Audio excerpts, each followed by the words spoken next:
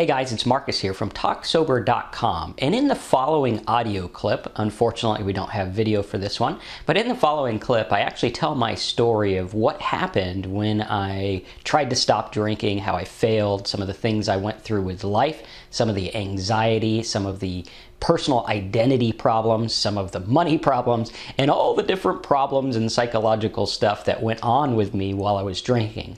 So I hope you enjoy this, and if you do, feel free to subscribe to my channel, because what I'm going to do is go through all my tips and tricks on how to stay sober, and we're also going to share some of the notes that I took. I took extensive notes, and I actually scanned them all into my computer while I was at rehab. I took these notes, and I want to share them with you so that I can help you get and stay sober. So I hope you enjoy the following clip. It's about 15 minutes long. It's my story, and it'll show you some of the things that I overcame while I was trying to stop drinking. I started out, I was always a pretty anxious person, always kind of nervous, never really knew my place and stuff like that. And then at a young age, had a family, became a successful business owner, did all that stuff, and I kind of did the business thing, and it was my identity. So it's like, Marcus is the business guy, you know, Marcus does this, Marcus does that. And in the back of my mind, I was always drinking, you know, not too heavy at first. I started off, you know, having a few, and I always liked drinking. I always liked the drinks that were available, that were the kind that I learned I couldn't have later.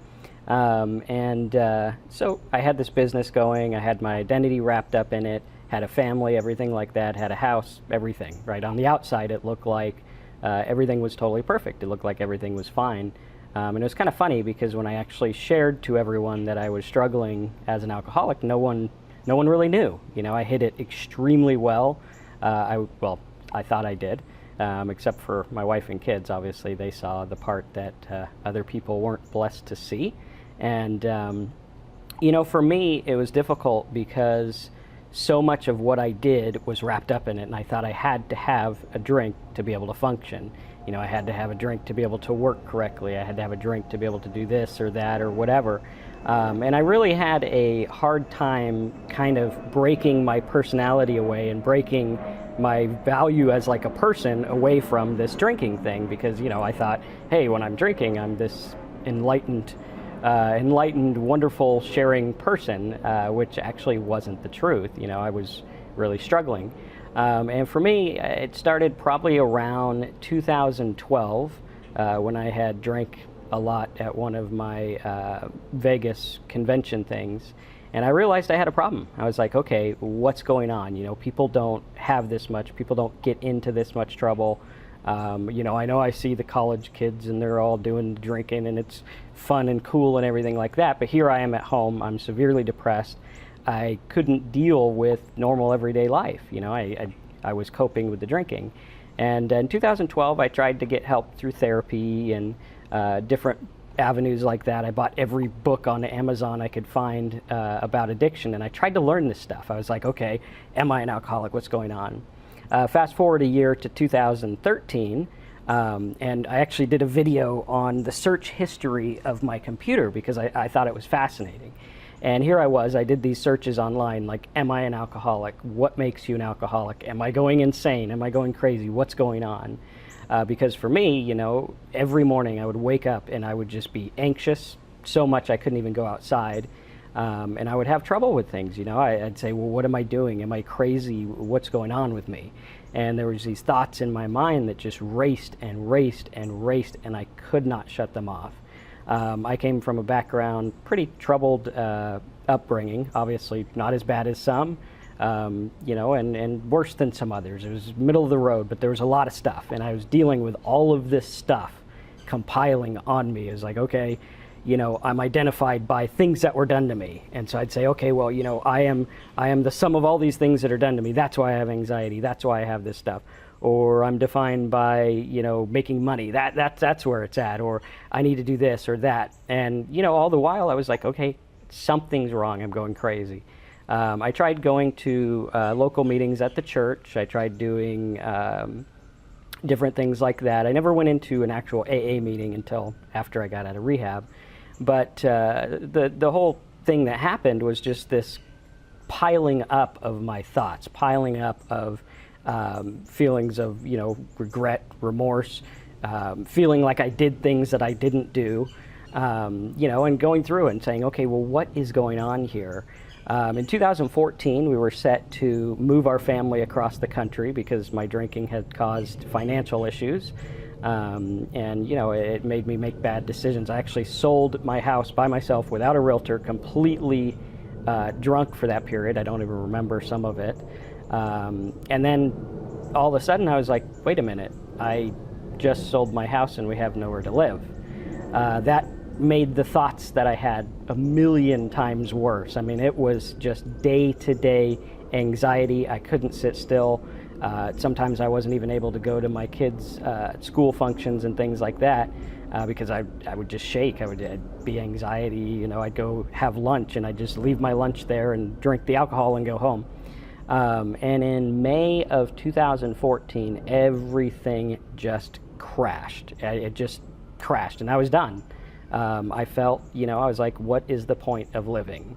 And at that time, my point of living was, well, hey, my life insurance policy is worth more than me as a human being.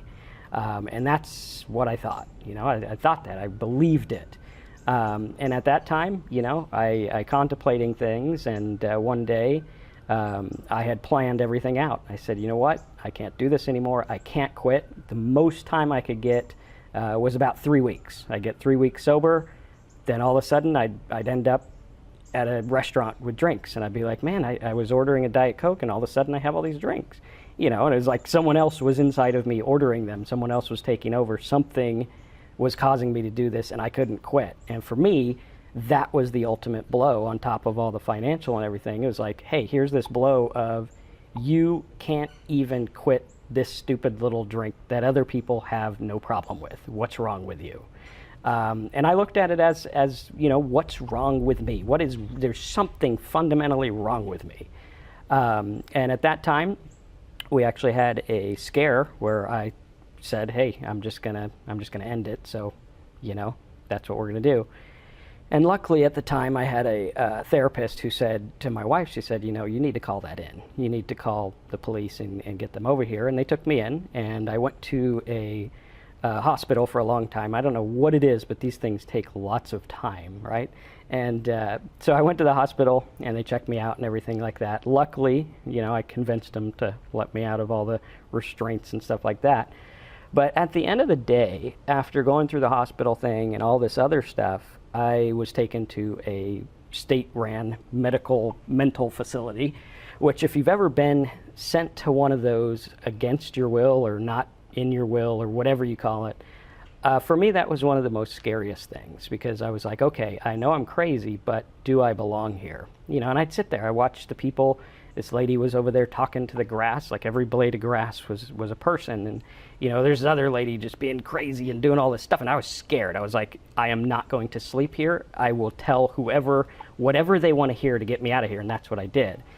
And while I was sitting there, I was out back just looking at things, sitting there looking at those little socks that they give you, because apparently my socks were too dangerous. And I thought to myself, I had this awakening, and I said, you know what? You don't belong here. You're this internet marketing guy. You make all this money. You got a family. You got a house. And then all of a sudden, something in the back of my head clicked here, and it said, yes, this is exactly where you belong, because you have become an insane alcoholic. And at that point, I really realized what was happening to me, because as alcoholics, sometimes when we're in active addiction, we don't see what's happening. And that is why I don't drink today, because I don't want to see what happens too late. I don't want to see, hey, you know what? Sure, go have another drink of insanity. And so there I was, I went through that, and that hit me. I was like, I do belong here. This is exactly where I belong. If I keep drinking, I'm going to live here. And this is exactly where I should be. Not because something's wrong with me, not because I'm weak, not because I'm fundamentally messed up or because of my past or whatever, because at that point in time, alcohol had hijacked my brain. It took it over. I couldn't think rationally. I couldn't do choices for myself. I couldn't do anything. And the next day I woke up, I went to rehab. And it was pretty scary. I mean, for a guy who works at home and doesn't do a whole lot of stuff, you go there and it's like live with these 30 people who don't have drugs and alcohol, but they really want it. And it was terrifying for me, but I got through it. And that was one of the things I learned. I said, you know what, if you can get through this, if you can go through and be anxious and deal with these feelings in one little setting, then you can deal with other stuff. And that's what I did. I started to slowly do it. I did the 90 meetings in 90 days, like they said. Sometimes I didn't like them. Sometimes I didn't want to go. But I did. I said, that's what you need to do to get sober, and that's what you need to do, because I knew I could not quit on my own. I couldn't do it. And so I did that. Again, out of rehab, all of these books about addiction started to make sense. It's funny how things just make so much more sense when you don't drink. And that started to happen, and I just started really learning and really studying and really looking at it and saying, you know what? There's that feeling of anxiety where my brain would say, hey, you know what? You know the solution for that? I would say, no, that's not the solution. The solution is just sit there, be with it. Say, you know what? Anxiety is anxiety. There it is. Thanks for sharing. Next. And over time, I taught myself to kind of deal with those things. And I taught myself that, you know what? No matter how bad we feel sometimes, like this week has been crazy for me. Trying to get an employee, trying to do all these things. I'm way behind on work. And where before that would just send me off the edge, I'd probably end up wearing those socks again at that crazy place talking to people who talk to grass. But now I say, you know what? It's okay sometimes to feel bad. It's okay sometimes to not be okay. It's okay sometimes to just have a day where you're like, I just don't want to do anything, but I'm not going to drink, right? And I know for me that going out and having a drink means letting all that insanity back in, right? Letting all of it. And still to this day, I still have those thoughts where it's like, hey, you know what? Why don't you try it? You're fine. You've been sober for 2 years, right? And I say to myself, no, I'm not going to do it because it warps my mind and I know where it goes. And I don't want to find out. I don't want to know what's at the bottom of the bottle. I don't want to know what's going to happen. And so yeah, I've been sober for 2 years. We finally did end up moving across the country. We did that in June. It was stressful. It was something that before I would have looked at and said, what's going to go on? Because our mine, I know my mind, right? It goes to the worst. Like, I don't see we're going to move to Florida and get a house and everything's going to be okay. I see you have no house, you're going to be homeless, alligators are going to come out of everywhere and get you, and you're going to have all this stuff. And it's like, you know what? It's not going to happen. It's not going to happen. And the things that we build up in our mind, those things that cause us to stress, the things that cause me to just go crazy and everything goes and goes and goes, now I can sit there and say, you know what? I'm not my mind. That's just my thoughts. It doesn't matter, right? If I think something, it doesn't mean this. It doesn't mean this. It just means it's a thought. Thanks for sharing. Let's move on. And that's really what I do now is I look at things differently. For me, it was a fundamental 180-degree turn from I am the victim of all these things that happened to me. I'm a victim of all the things in my business. I'm at the bottom of this pile of stress, to saying, you know what? I'm alive today. I'm okay. I can find probably 5 billion people that are worse off than me that have a lot more stuff to complain about. And I look at it and I say, you know what? You're going to get through today, because today you're okay. And today you're not drinking. And, that's kind of what I do. And I think probably a big takeaway is just, if you have those thoughts, if you struggle with those thoughts, just remember that doesn't make you who you are. And I used to think that. I would think, crazy things. I'd think, go do this or go do that. And then I would say, oh, I'm a bad person because I thought that. I'm not. Everyone thinks that, right? A lot of people have those things. And the minute we define ourselves by our thoughts, or the minute I define myself by my thoughts and by my feelings and everything like that, is the minute I become sick again. And I start to be a victim, and I start to say, oh, you know what?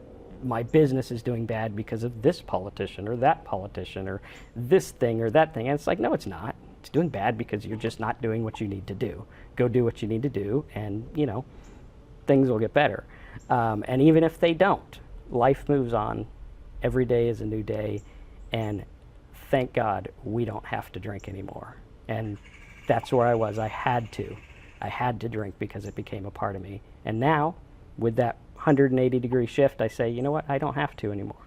I don't have to do that. I'm going to be okay without my drink. So I hope that made more sense than it did in my mind while I was saying it, and hope it helped people.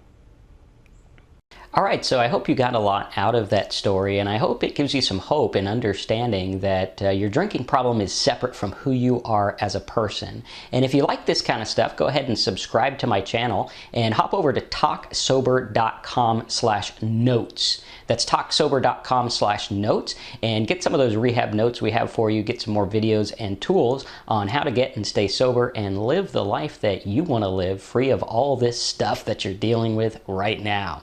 Thanks again. That's talksober.com/notes, and I'll see you on the inside.